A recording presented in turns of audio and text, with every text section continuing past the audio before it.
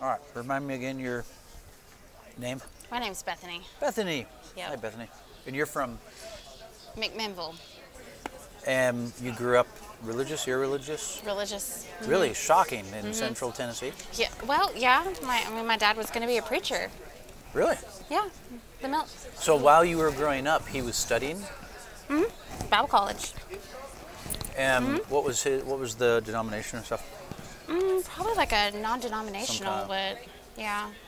And so that was when you were really young? Mm-hmm. And then did he go through with all that, or you said he was going to, or he did? He wanted to be a chaplain at the Air Force, and then he just joined the Air Force. Okay. Mm-hmm. So, and he went on and did all that, and he's a chaplain now? No. Oh, he never did. No, okay. he just went and fought in the Gulf War, and then once he got out, he moved to Bridgestone, or he got a job in Bridgestone rather, and then that's how he ended up in Tennessee in '92. Okay. Mm-hmm.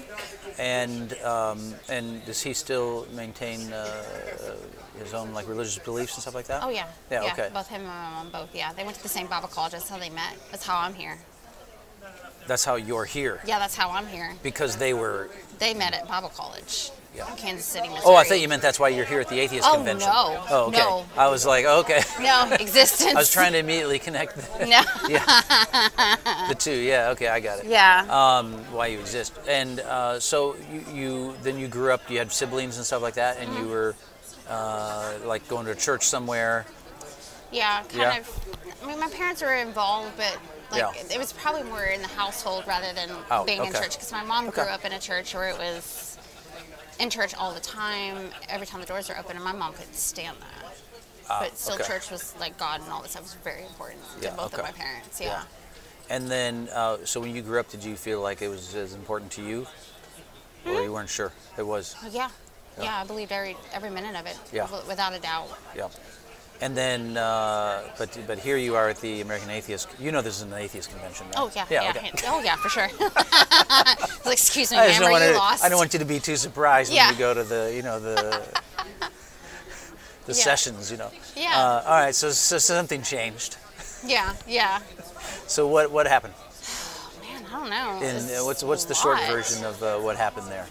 Or maybe you can even just, really you don't need to go into what happened. Just sort of like what do you think in the end, really, what in the end made you think, I just don't believe this stuff anymore? Just having kids and realizing kids? Mm-hmm. You had children? Mm-hmm. Just realizing I didn't want to raise my kids the same way like my parents did. Oh, okay, that's what you mean. So you have a couple kids. I do. Mm-hmm. Yeah, and then you, somewhere in there, as you're raising them, you're thinking, I don't want them to be. But like if you thought it was important for you, most parents are kind of like, yeah, I'd like to at least teach my children this stuff. I mean, you can't control whether they believe it, right? Mm-hmm. But I'm gonna at least teach this stuff. So something must have changed then. Mm-hmm. It was kind of a build up. Yeah. So probably 2008 or so, 2007 when I got married and got out of the house. Yeah. I had already decided I was spiritual, non-religious, whatever that means. Okay, so you were already in a kind of like, I'm not a traditional Christian anymore before you even like graduate from high school or something. Mm-hmm. Okay, so you really, the sort of seeds of I don't believe this stuff started back in school when you were young. Oh yeah, I would say at least. Yeah. At least senior year of high school. So you're growing up, you're believing it, and then all of a sudden your mind starts changing. Yeah. Was there anything, like, what was it about it that made you think, I don't think I agree with this anymore? I think just my parents kind of browbeating religion over into me, like this sense of like you need to be perfect, and there was just a high pressure to like succeed and like to adhere to scripture. Yeah, like the "What Would Jesus Do" bracelets were huge when I was in the youth group. Yeah, so like that was important to me. But if I was a teenager, something would happen, it wouldn't live up to the quote those values, and I thought I was doing the best I could, because I was always taught you're a Christian, you're not always going to be perfect, you're going to have mistakes and stuff that happens along the way. But my dad would just be like, well, how come you're not living up to these values? And then just after a while, you hear that enough times, you're like, I just don't care anymore. Yeah. You just start to kind of be. Yeah. So it starts to feel like oppressive or whatever, something like that. Yeah. Yeah. I mean, because I say that because every teenager feels like their parents are oppressive regardless. Yeah. You know? Yeah. Yeah. Yeah. You're just like, I wanna listen to you. We were not a religious home, you know, as I was in like high school and stuff. Yeah. And you know, you still think your parents are being too strict and stuff. Yeah. And yeah. my parents were not too strict, but I'm just saying. Yeah, but I could let go. I knew it was important. Yeah. Right. Still kind of held on to that belief paradigm for a while. Yeah. Long time. So basically you're thinking, okay, I now I don't really like I don't want to this but how would that affect like your opinion about Jesus, you know what I mean? In the sense of just like the actual guy and his teachings, you're reading a gospel, because in some sense you could have just said, like some kids, my parents are nuts, you know. Yeah. But Jesus isn't like them. Yeah. Or whatever, you know. I had friends, like the church we went to, they had a very like soft, warm, fuzzy blanket version of Jesus. Yeah. And I grew up in a wrathful, Old Testament, black and white type of, this is the letter of the law, this is the way it is. And we come home from church and discussions of Jesus would be way off base to my parents. And considering my dad's Bible college training and what he knew, that's kind of the tendency, like those are the beliefs that I would fall in line with. Because like that makes more sense to me, that's more predictable than this like flowery Jesus. And I could go there, but I couldn't. Like, did it you was ever? difficult. Did you ever think? I just kind of want to like know whatever the Jesus is in the Gospels, rather than like what my parents think or my neighbors think. Didn't go through your mind. Mm-hmm. So because I me. grew up not believing anything of this stuff, and when I got interested in Christianity in university years, I was like, I could care less what Baptists thought. Yeah. I could care less what Roman Catholics thought, because I was like, they didn't invent this stuff. You Yeah. know? They're Johnny come latelys, you know. I'm interested in what like these gospels mean, and either it presents something that is of interest to me and seems compelling in some way, or I have no interest in it, you know. So like, I think for me, right from the start, I didn't have this, like, I just want to know the truth of it, and then I could decide whether I thought this was something I could trust or not, you know what I mean? Yeah. But for you, it was more like, I've got this, I already kind of know what it is, and I don't like it, or you're getting to a point, I guess, at that point, I don't like it, and so there's not like this sense of, I want to kind of get at the truth of it. It's more just like, see ya. Yeah. I don't like it. Is that the gist of it? Yeah, and like a lot of Christians are like, well, I can't believe like you would view like Jesus or the Bible books in this particular manner. They're like, New Covenant, like this is the way it is, and like I had a hard time wrapping my head around that, I guess. Yeah. Well, by the way, I'm not trying to say, like, I'm not here advocating for some, like, flowery Jesus, you know, versus, I just think, to me, it's more like there's just, like, what the story is and what he taught. Yeah. And it's true of Yahweh in the Old Testament. There's, like, this is what it is. You got to either, like, rather than, because I think a part of me thought, like, I think partly because I was just sort of ignorant up until then, and what little I did know, I was like, well, I don't want to just reject something that was just like a fiction of what's there. It's not actually what's there, so I'm rejecting something I don't even know what I'm talking about. Yeah. So I think that was kind of a motivation for me. But that didn't happen for you. It was more just like, I'm done with all of it. Yeah, But you still sounded like you had some belief in God or something for a while. I did. Because I didn't want to give up. I wasn't ready to, like, I always thought the word atheist or whatever was like a big scary word. Like, we don't go there. Got it. We don't. Yeah, because we don't do that. Yeah. We're Pascal's because that's wager. By definition a bad person. Well, yeah, and you got a little bit of your Pascal's wager in there, like, you know, maybe you should just kind of hold on to this. Too risky, case. Too risky to. Yeah. Okay. So I never, you know, for lack of better words, like I just kind of shelved that. Yeah. For a while, and just went on my way, went on my life. Yeah. And it wasn't like a big deal. Like when my husband and I got married, and then it was. And he was not super religious, I assume, I guess. Yeah. No, like his church was harsher than mine, and they were a Faith Free Will Baptist, like in Manchester. Yeah. Okay. Like right by the church that I went to. Okay. Like his church was weird for me to sit there. Like, so our pastor was academic, very academic. Oh, okay. Like he had a doctorate, PhD. So like, So you win. Yeah, I was like, well, right? Like we're the smarter ones, so we're the winners. Yeah. I would have listened to the PhD dude over this fire and brimstone dude, but not everybody. I mean, it's what it felt. Yeah. I think that was, acceptable, of course. It's just, it's how it felt.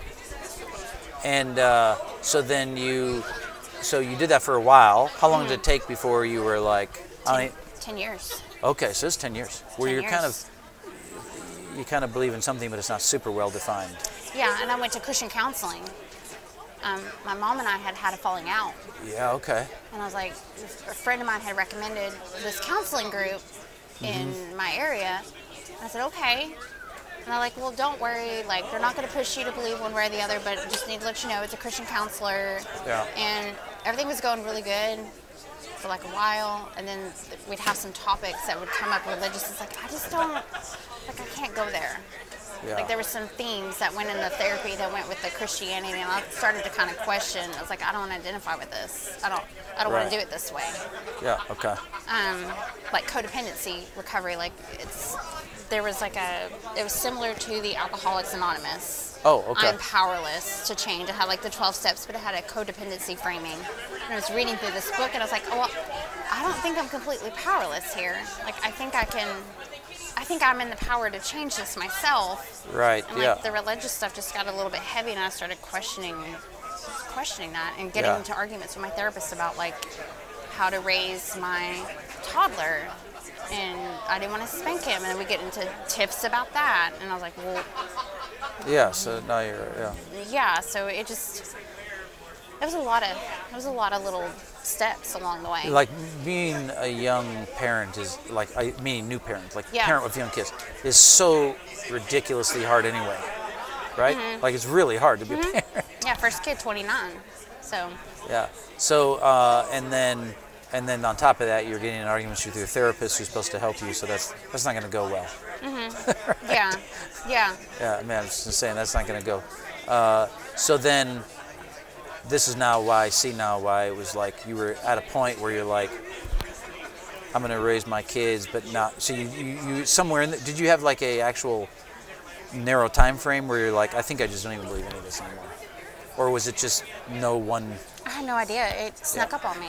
Yeah. I had no idea it was going to happen. Like, I went into Christian counseling thinking, like, well, maybe I can find God in this process too. Right. When I go back. Yeah, of course, yeah. And I was like, oh, okay, maybe I'll reconnect with God. It's going to be a good thing. And then I didn't expect it. That's really interesting that you put it that way. Just because you,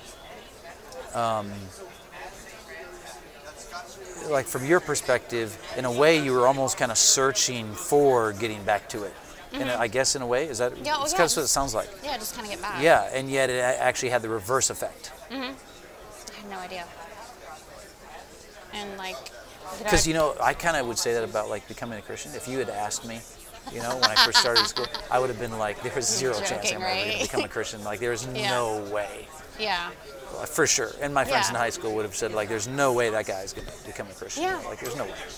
So it's so like I didn't feel like I was seeking to become a Christian. In fact, I very, very reluctantly ever like seriously was like, okay, I'll look at this and read the Bible, and which at first seemed ridiculous to me anyway. Yeah. And so I was very much like, there's no way I'm going to be identified with these people because they're wacko.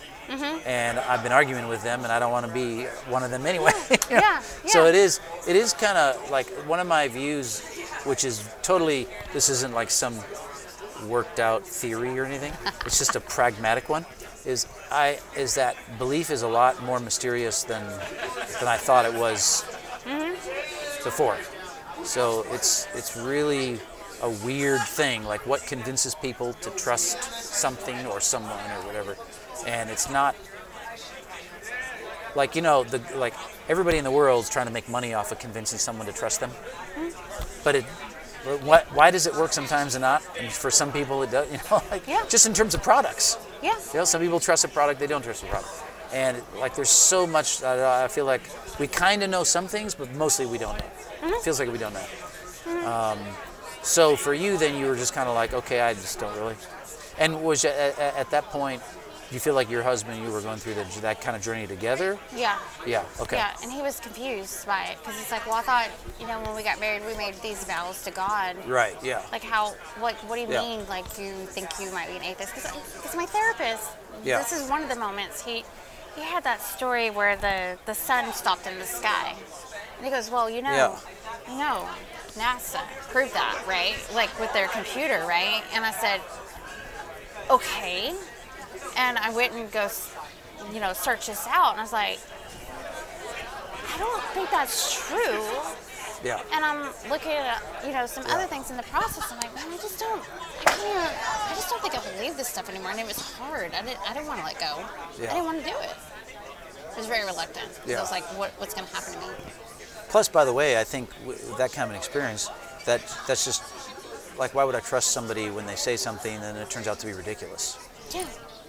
Yeah, this dude was like full-blown Christian, very devoted. Right. It's very sincere. Yeah. I would never be like, yeah, you're not. I would never do the true Scotsman to him, ever. Well, I know, because, of course, stupidity isn't limited to Christianity. Right? True that. So it's true, like in every sphere of even high academics, people have incandescently stupid ideas. Yeah. Like it's really an interesting thing because you're like, to me, someone saying that about NASA proved it. I wouldn't say like I know that's wrong because how do I know? Yeah. But I'm guessing it's probably not right. And it probably wouldn't take me long to kind of be like, because my own attitude would be, what's your source? Yeah, like, give me your source, I'll go look at it. Because if they don't have a source, I'm just like not even going to believe any of this. Yeah. I want the source. And they had, it'd have to be reputable, all this kind of stuff, And so that kind of experience, no one. And yet other times, right? So I'll give you, sometimes this happens falsely. So, for example, a lot of kids grew up in America. They're told, that people used to think the world was flat because the Bible, in the Bible, basically taught the world was flat, and even Columbus thought the world was flat, and they were worried about sailing off the end of there, and then science came along, and we realized they were wrong. Okay, so I'll tell this to groups sometimes. I'll say the whole story is a fiction, so there was no like flat Earth people. Okay. Like I say, the Greeks and Romans, they knew the world was round. Yeah, yeah. Okay, so that would be an example where people they're getting a false version, and then they hear the true version. Like, wait, what? Like everybody knows that Columbus thought the world was flat. Yeah. And it's almost like they don't believe me when I tell them they knew the world was round. But if you're the other person, you have to say, well, what's the source on that? Like give me some sources or whatever, or they'll go look it up on Wikipedia. And then they'll be like, oh wow, it turns out you were right. Yeah. And so I think trust has to be. My point is, trust has to be built on like these things are true. This is true. This is true. And if they prove to be either false or they prove to be like bad ideas, they're destructive or something, then that destroys trust. So, how long ago was all that? Just like 10 years, 5 years? 5 years ago. Okay. Yeah, and I had people that I knew who was part of the LGBTQ community. Yeah. So my politics has started to shift too, from 2006 to college too. Like I worked with a man who's gay, an assistant manager that I loved very, very much, and he passed away from cancer. And it was challenging the beliefs that I grew up in. What was the challenge there? Because like Christians are supposed to love everyone. Right? No, like yes, but it was always that hate the sin, love hate the sin, love the sinner. Yeah. And that used to ring okay for me. And then after a while, I was like, well, he can't help who he is. So like, are you telling me like I can't put that in the same bucket as a sin, no matter what like Scripture says? And that was really hard for me because we were literalist kids at my house. Yeah, yeah. We were Bible literalists. So in that case, hating the sin was like, well, in this case, you feel like he didn't have a choice? Is that what you're saying? Like it was his fundamental part of who he was. Yeah. And that was really difficult for me to get past at first, because at first I was uncomfortable. Because I'm like, oh my gosh, I work with a gay man. Something trivial. Like no one would probably ever say that now, but like I couldn't Yeah, the truth Just was a that's how lot you of felt. things. Yeah. I was like, I don't know if I can't be there. Yeah. I can't be there. And even like my politics shifted and Yeah. put in those categories, like the talk show hosts I would listen to put gays as pedophiles, and I was just like, I can't do this because like I know people who are gay, Yeah. and I love them. Like, how dare you say these things? I'm like, well, what else is wrong here? What else have I been listening to that's not right? So it was like politics and religion. So do you think you're together. like, so let's say take homosexuality, do you feel like you came to the conclusion it was like morally right or morally acceptable or whatever you want to say it, or morally good, just then by the practical experience of knowing some, And my husband's gay. I found this out just here recently. My husband's gay, and we have 2 kids. Yeah. Like, he wasn't allowed because of purity culture for between the 2 of us to be who Right. he wanted to be. At the same time, our kids wouldn't be here if he would have been able to experience who Right. he was and not Yeah. go through purity culture. So like, it's like this weird paradox. So like, I feel differently way more now than I did in 2006. Like, now it's more personal. Yeah. Of like, this is just where things are. This is where things fall, or you can't help who he is, and it's complicated. Yeah. So in that case, then that was another big thing, is you're like, okay, so here's an area where basically the Bible has a moral stance, and you just don't agree with it anymore. But you obviously probably still agree with some things. You know, like, obviously there's a ton of stuff from the Bible you'd say, I totally agree with that stuff. Yeah, I read the whole Bible for the first time last year as an atheist. Really? Yeah, the whole start to finish. Oh, yeah. First time you had read through the whole Bible. So you were, okay. Just for fun. By the way, I would think that's pretty typical. Meaning, I think that a lot of people grew up Christian and never really have read the Bible. Yeah. I meet a lot of people who are like, I'm reading the Bible for the first time. They're Christians. You know, they're 40. That's not uncommon. But then I think that's probably not good. Yeah, like you don't. Right? Because like if this is what you believe, it's better that you, it's, by the way, it's true of other things too. Like if you're an American, you should read the Constitution once in a while. Yeah, right? yeah. I mean, like it's just in general. Yeah. Like it's true of other things too. It's not just in religion. Like that people should be educated in some basic way. Yeah. And makes a difference. yeah, and obviously we live in a time where not as many people read. Period. So that's not helping. Why read when you can watch TV? True that. So I think that's part of it. What do you think then, like in terms of, like maybe if I ask, like I guess this is maybe a moral question, but if, like, because obviously there's other things out there now that are morally controversial. Are they right or are they wrong? Are they, you know what I mean? Are they good or are they bad? And what's the way to then solve that? Like for your own self, you. Man, for me, it's just coming down to just being true to myself and just quit lying to myself. Well, I mean about like just in general in society, like there's debates about what certain things, are they good or are they bad, are they right or are they wrong? How now are you, because you're not thinking, oh, I just rely on what the Bible says, right? Yeah. So is it just instinct? Well, is it just like, what is it? Because obviously people have big disagreements about, you know, like these like the drag show things are a big controversy now. I honestly have not followed any of it. Yeah. So I don't really know. I'm not privy to exactly what the controversy is, but there's controversy about it. You know. So, so there's a moral question. There's a moral controversy. So now, what's your method for thinking through whatever it is? Your humanism and, like, you know, to be crass, like, just don't be a dick. Yeah. Like, we were on an airplane last night flying in. Yeah. And, you know, I could see trash on the floor. Where obviously, the flight attendants have been around to pick up trash. Right. Yeah.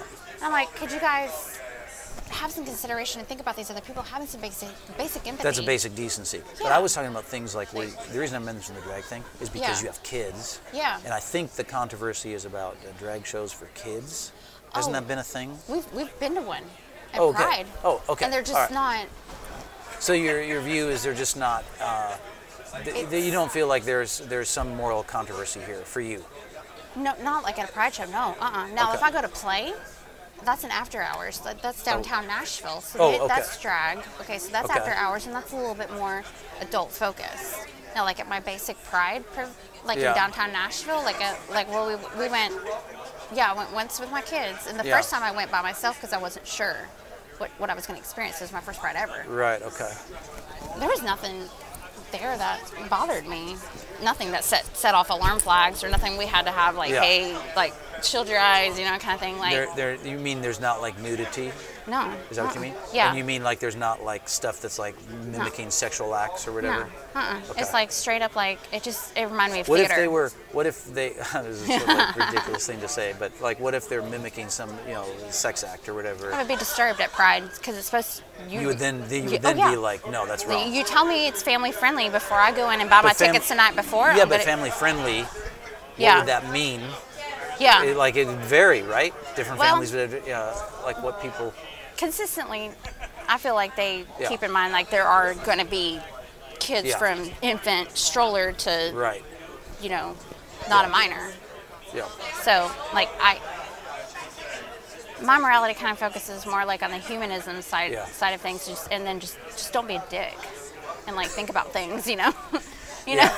Yeah. Right. I mean, Yeah. that probably doesn't like explain a whole lot, but I don't know. Like it's weird because I see people that I know who are Christians, Yeah. and I feel like, and this isn't fair, of course, to paint all Christians in this broad brush, but I feel like I can be more considerate and more empathetic than they can be on some areas, because Yeah. they just don't think about like the big picture. They're just instant gratification. Yeah. Meanwhile they're painting me as the hedonist. Well, you just do what feels good because you just don't have any morals. Like, what are your morals? And blah blah blah. I'm like, Yeah.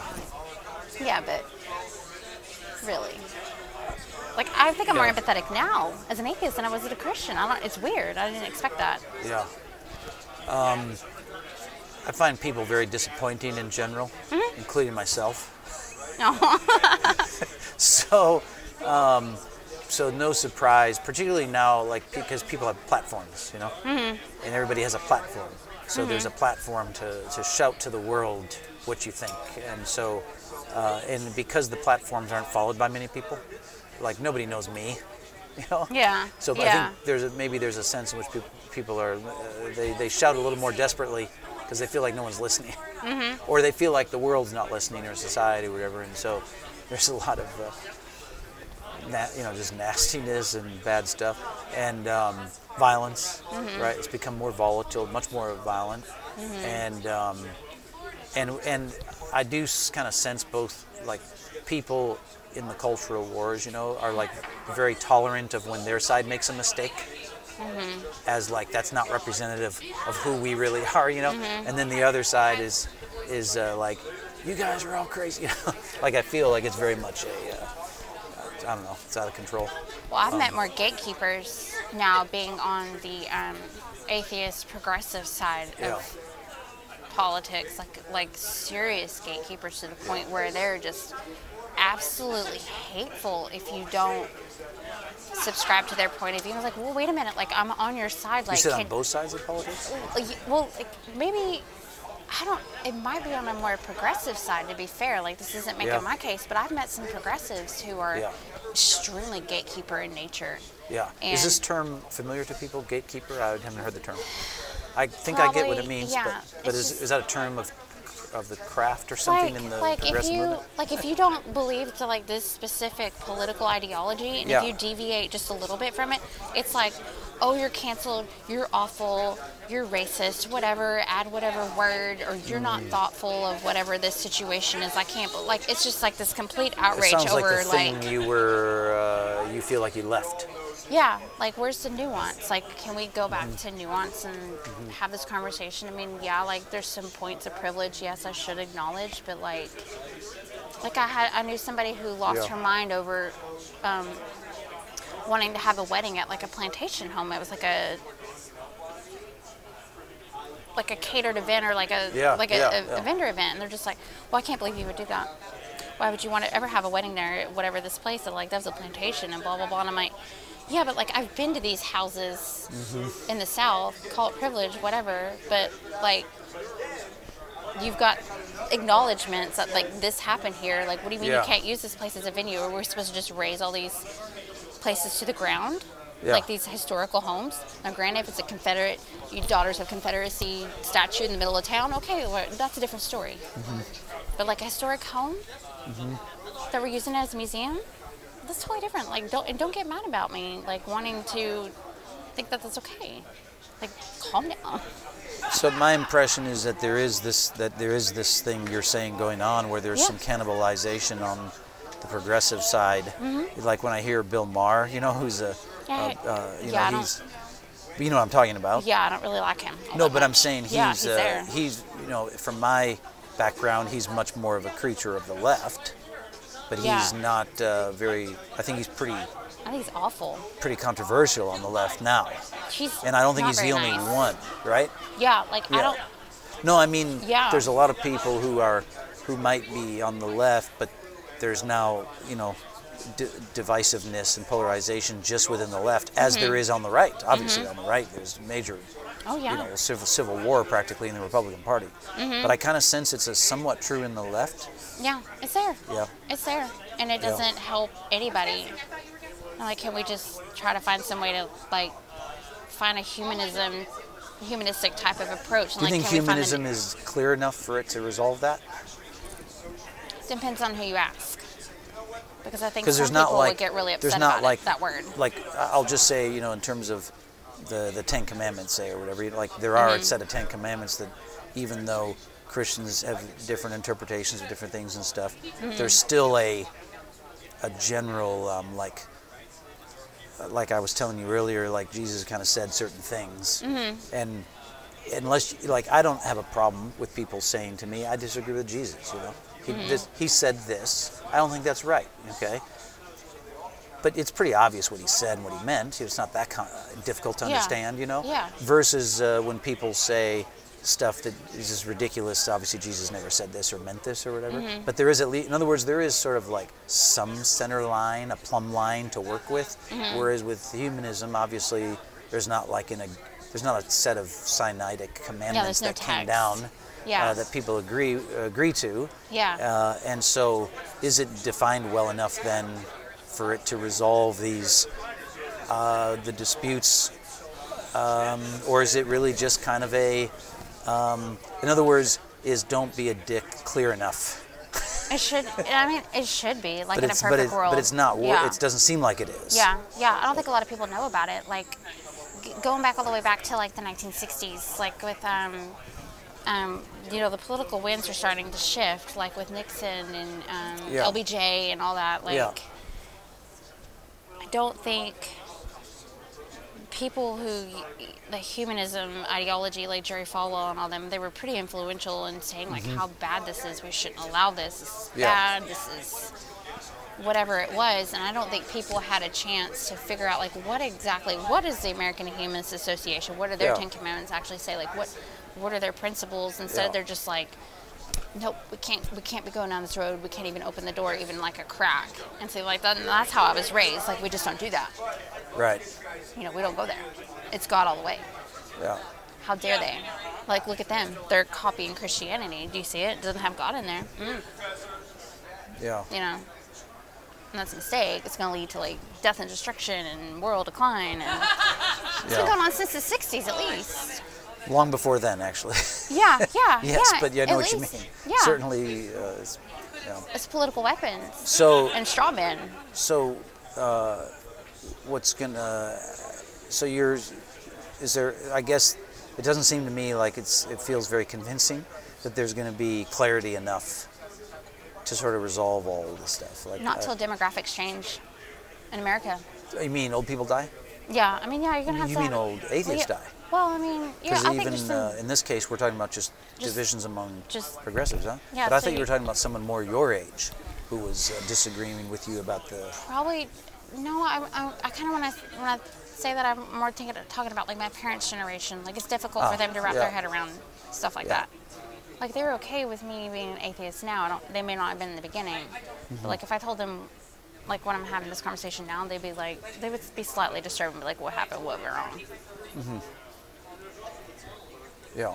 So, like, I think demographics got to change. Yeah. More non-religious folks got to come up and maybe more the progressive Christians where they're more accepting of, like, LGBTQ types, and they're just like, man, we're just focused on the good parts of Jesus. We're not really into that punitive hell stuff. Like, let's just all kind of work together and be BFFs, and like let's not get hung up on like stuff that maybe just doesn't matter at the end of the day, you know. Yeah, I'm guessing there'll still be a lot of people who just take Christianity at face value, the text and stuff, and I would guess that progressives will continue to, you know, like, it's become, to me, it seems kind of obvious that there's a lot of self-cancelization, with, I guess I'd call it, on the left. So I'm not really sure where that's headed. I have no idea, because I don't have my pulse, you know, or my finger on the pulse there well enough. But it's pretty clear to me that some are passionately not going to tolerate even fellow progressives who don't share their version of humanism or whatever. So and it hurts the movement. What's that? It hurts the movement. It hurts like what we're trying to accomplish, the ones who are actually trying to make a difference. Yeah. I mean, it might also just be revealing what's always there. That people just disagree, you know. So that's fair. That's a, you know, I mean, I think it may just be exposing. It's just like their personality, or like, you know, like that's how they were, like in fundamentalist Christianity, and that's who they are now as an atheist. Like nothing really ever really changed, just the lack of belief of God part, like their personality traits just. I mean, occasionally when I'm interviewing people and I ask them their opinion about things when I'm at the Atheist Convention, occasionally people will tell me, including at this very convention, they'll say something and I'll say, "You're surprising me with that opinion." Yeah. And then I'll say, "Do you feel comfortable sharing that around the convention here?" And they're like, "No." Yeah. They don't feel like that this opinion would be welcome here. Yeah. And I'm like, "But this is supposed to be the one place where you're supposed to." I mean, you're not wrong. I've met him. Yeah. I'm not wrong. Yeah. That's my impression, because I've heard too many people say it. So that doesn't seem like that's much different from, you know, the way you were describing your upbringing. So I'm not sure where that's headed. Yeah. So, It causes a lot of problems for sure. I think for yeah. a lot of folks, I'm okay to roll with it, but like I kind of distance myself from people who are so more hung up in their ego and like trying to, like, I don't know, like forge this path and like some sort of like righteous campaign to right all the wrongs. I think recognition goes a long way and like checking your privilege, but I think some people go to this extreme to the point where you're like cutting down all the people down in your path who don't believe in you. Like you're not going to bring anybody to your side either by taking that approach. Goes back to don't be a dick. Like quit. Like, can you not entertain the idea? It's just going to mean different things to different people, right? Because it's not very clearly defined.